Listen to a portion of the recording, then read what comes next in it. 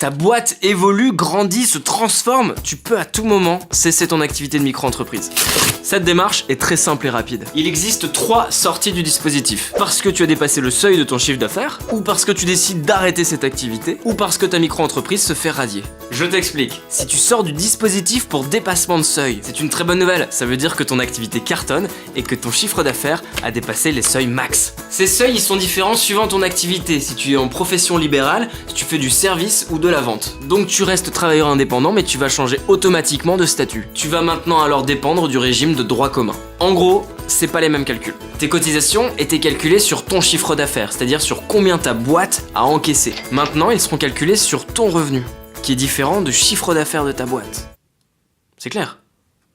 Un autre cas de sortie, c'est si tu cesses ton activité professionnelle. C'est-à-dire tu fermes volontairement ta micro-entreprise. Ça peut être pour plein de raisons. T'as trouvé un autre boulot, tu lances une autre activité. Ou si ça n'a pas fonctionné. Ça arrive. C'est pas grave. Pour fermer ta micro-entreprise, tu préviens le CFE, le centre de formalité des entreprises, en remplissant un petit formulaire qui est sur ce site. Ensuite, c'est le CFE qui informera l'ensemble des administrations concernées. Et toi, tu n'as rien à faire.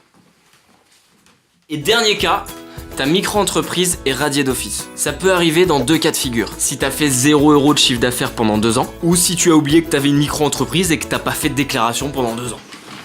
Ah bah voilà, je me disais bien aussi que j'avais monté une boîte.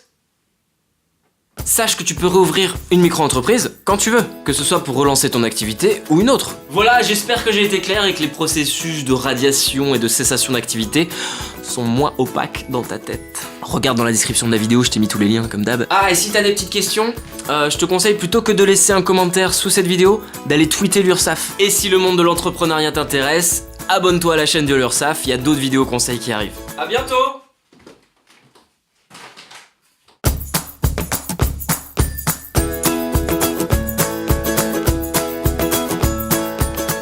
Petite astuce, lorsque tu nous contactes en ligne via le site de l'auto-entrepreneur.fr dans Échange avec mon URSSAF, n'oublie pas de mettre dans ta signature ton numéro de téléphone portable pour que nous puissions te rappeler.